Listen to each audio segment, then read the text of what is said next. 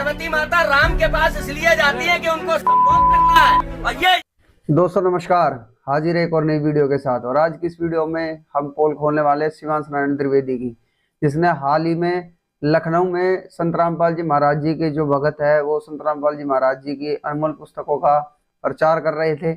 उस दौरान शिवांश नारायण द्विवेदी, जो कि अपने आप को धर्म रक्षक कहता है, कुछ गुंडों के साथ आकर संत रामपाल जी महाराज जी के शिष्यों के साथ और वहां पर खड़ी हुई बहन के साथ अभद्र तरीके से बातें करने लगता है और तरह तरह के इल्जाम संत रामपाल जी महाराज जी के ज्ञान पर लगाता है। और वहीं कुछ उसी भीड़ में खड़े उसी के साथ के लोग जो है बहुत ही अभद्र गालियों का प्रयोग करते हैं संत रामपाल जी महाराज जी को लेकर और उनके ज्ञान को लेकर। तो दोस्तों सर्वप्रथम आपको हम एक वीडियो दिखाएंगे, फिर आज इस अज्ञानी की पूर्णतः पोल खोलेंगे। सबसे पहले आप ये वीडियो देखें दोस्तों। तो दोस्तों अभी आपने जो वीडियो देखी ये तेलंगाना की एक महिला अघोरी नागा साधु है। जिस तरह से ये समाज में खुलेआम घूम रही है बिना वस्त्र के, तो दोस्तों क्या इससे अब हिंदू धर्म की जो शोभा वो बढ़ रही है? क्या अब किसी धर्म के रक्षक को इस बात की कोई परवाह नहीं कि आस्था के नाम पर, भक्ति के नाम पर इस तरह की अश्लीलता समाज में फैलाई जा रही है? और क्या शिवांश नारायण द्विवेदी सिर्फ उसी ज्ञान का विरोध कर सकता है जिससे समाज एक बहुत अच्छी दिशा में जा रहा है? संत रामपाल जी महाराज जी का जो अनमोल ज्ञान है दोस्तों, आज उसी ज्ञान को युवा पढ़कर समझकर आज एक स्वच्छ समाज का निर्माण कर रहे हैं, नशा से बिल्कुल दूर जा रहे हैं और दहेज मुक्त हमारा भारतवर्ष बन रहा है। आपसी भाईचारे की और प्रेम की भावना आज युवा समाज के अंदर जागरूक हो रही है। वहीं दूसरी ओर शिवांश नारायण द्विवेदी जैसे मूर्ख इंसान संत रामपाल जी महाराज जी के सच्चे ज्ञान का विरोध तो कर रहा है, लेकिन क्या उसको इस अघोरी साधु की, इस महिला साधु की वीडियो नहीं दिखाई दे रही?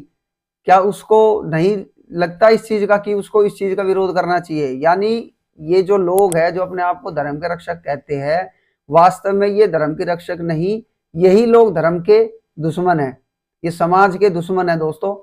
और ये चीज लखनऊ में संत रामपाल जी महाराज जी का जो अनमोल ज्ञान का जो प्रचार हो रहा था उसका विरोध करके शिवांश नारायण द्विवेदी ने इस चीज को साबित कर दिया है कि ये लोग किसी भी तरह समाज को एकजुट नहीं होने देना चाहते।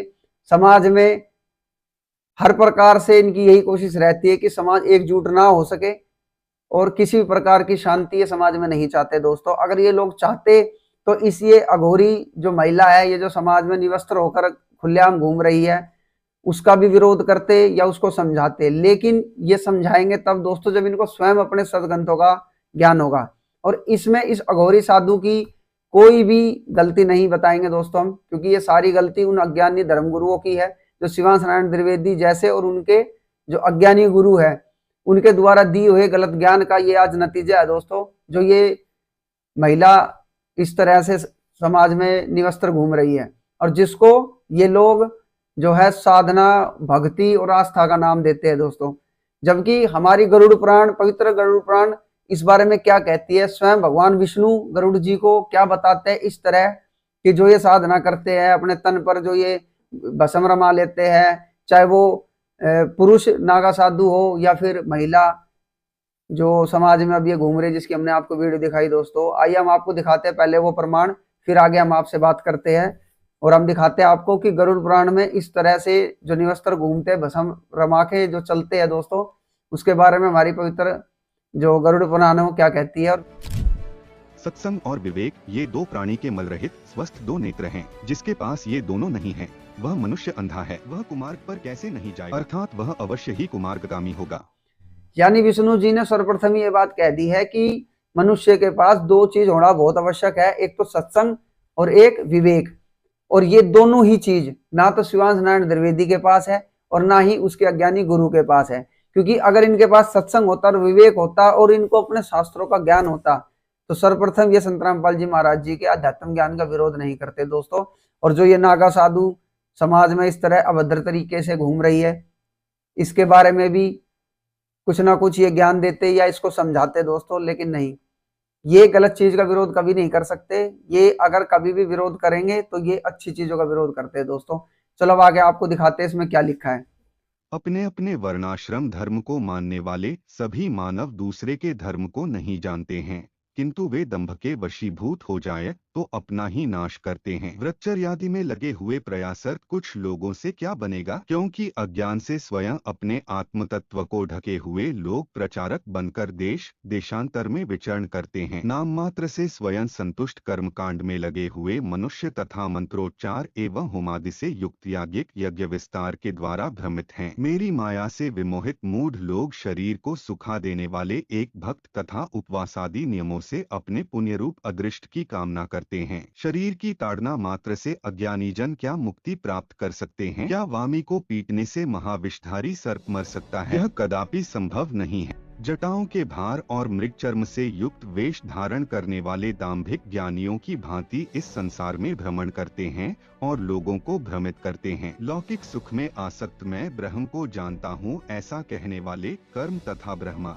इन दोनों से भ्रष्ट दंभी एवं ढोंगी व्यक्ति का अंत्यज के समान परित्याग कर देना चाहिए। घर को वन के समान मानकर निर्वस्त्र और लज्जारहित जो साधु गधे अन्य पशुओं की भांति इस जगत में घूमते रहते हैं, क्या वे विरक्त होते हैं? कदापि नहीं। यदि मिट्टी, भस्म तथा धूल का लेप करने से मनुष्य मुक्त हो सकता है, तो क्या मिट्टी और भस्म में ही नित्य रहने वाला कुत्ता मुक्त नहीं हो जाएगा? वनवासी तापस जन घास, फूस, पत्ता तथा जल का ही सेवन करते हैं। क्या इन्हीं के समान वन में रहने वाले सियार, चूहे और मृगादि जीव जंतु तपस्वी हो सकते हैं? जन्म से लेकर मृत्यु पर्यंत गंगा आदि पवित्रतम नदियों में रहने वाले मेढक या मछली आदि प्रमुख जलचर प्राणी योगी हो सकते हैं। कबूतर, शिलाहार और चातक पक्षी कभी भी पृथ्वी का जल नहीं पीते हैं, क्या उनका व्रती होना संभव है? अथ ये नित्यादिक कर्म लोकरंजन के कारक है। खगेश्वर, मोक्ष का कारण तो साक्षात तत्व ज्ञान है। कि वास्तव में अगर इन नकली धर्मगुरुओं को हमारे शास्त्रों का ज्ञान होता